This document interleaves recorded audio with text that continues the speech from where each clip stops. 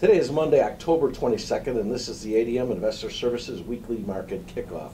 Please note that the views and opinions expressed here today are solely those of our guests and should not be construed as the views or opinions of ADM Investor Services or Archer Daniels Midland Company. Today's guests are Steve Freed, Vice President of Grain Research at ADMIS, and Alan Bush, ADM Investor Services Senior Financial Economist.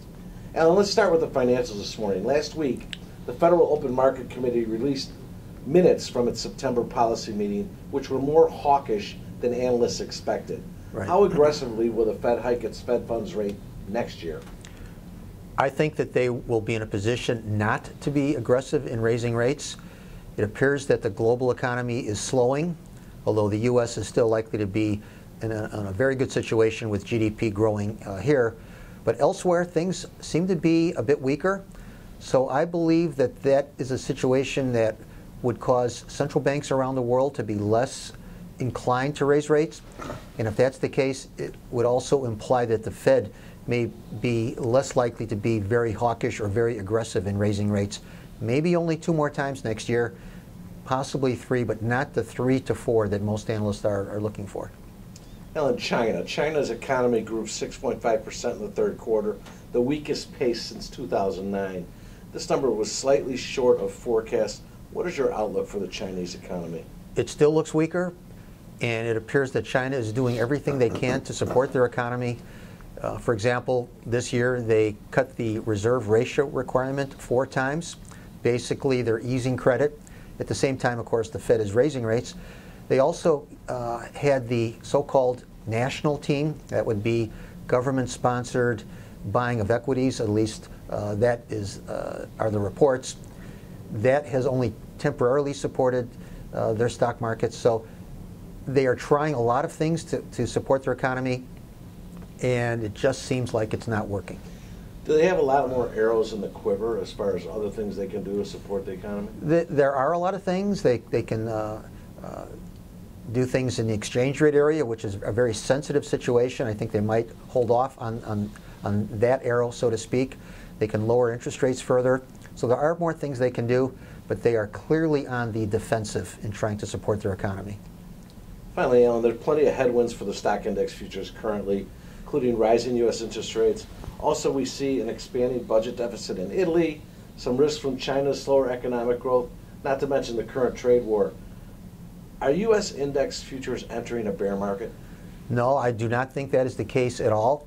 In fact, I think we are now likely to be in a situation, if you recall 4 or 5 years ago, where the bad news was the good news, in the sense that weaker economic growth here in the U.S. or elsewhere actually was viewed as bullish, ironically, because it caused central banks to be less aggressive in raising rates. And I think that may come back to be a relationship that is with us again. So negative news could actually be supportive global equity futures, especially in the U.S., because it would cause central banks not to be aggressively hiking rates. Steve, turning to grains, corn and soybeans sold off last week, but now appear to be finding some support. Why the sell-off, and conversely, why the support? I think sell-off, a couple of things. Number one is that there was a lot of conversation out of the United States that China is not coming to the bargaining table and that the trade war was going to continue. We also had some weak export sales data in both corn and soybeans that was unexpected. So I think the funds got out of some positions that they were. We might be finding support because of, as we get closer to harvest ending, we're finding out that maybe the corn crop isn't quite as big as what the government said in October. And there's a lot of quality issues in the soybean crop, especially in Iowa. So that might be finding some support. Plus, we've been in a trading range for a while, and we're at the, especially wheat, the lower end of that trading range.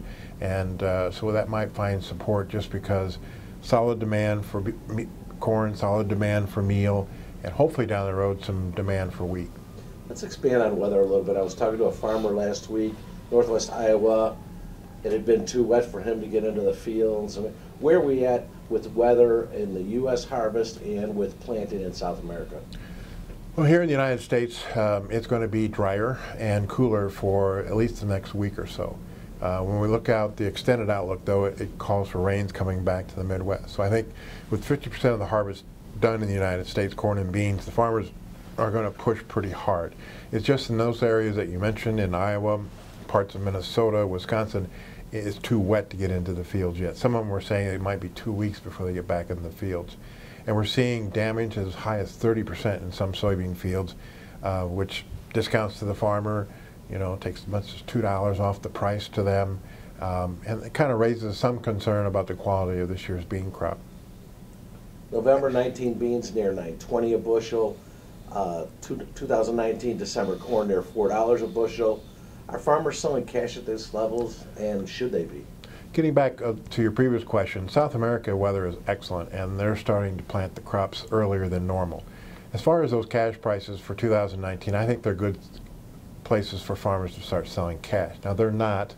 In soybeans, they're not, because they think a deal with U.S. and China will rally the bean market. And as far as corn is concerned, depending upon what kind of yield and cost is your corn market, you're actually starting to sell some cash corn below break even. So they're reluctant sellers. But if we have normal crops, you could lose $1 in corn and as much as $2 in beans next year. So it might be a good place to start.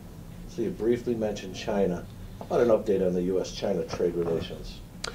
Everything over the weekend suggests that we're nowhere near close to having some kind of resolution. Some people had hoped that the decline in the Chinese economy might bring them to the table, and that we could come up with some kind of win-win situation for both China and U.S. to come out with not really changing trade much, but coming out saying that they may have made some kind of agreements and it looked positive. But I think China needs a trade deal. But right now it appears that they are stubborn and that they're trying to get by without buying any U.S. soybeans, which I think long-term is negative to the soybean market. Thank you both. Remember, the views and opinions expressed today on this video are solely those of our guests and should not be construed as the views or opinions of ADM Investor Services or Archer Daniels Midland Company. If you'd like more information about our brokerage services, would like to speak to one of our experts about managing your risks, or would like to open a trading account, please visit www.admis.com.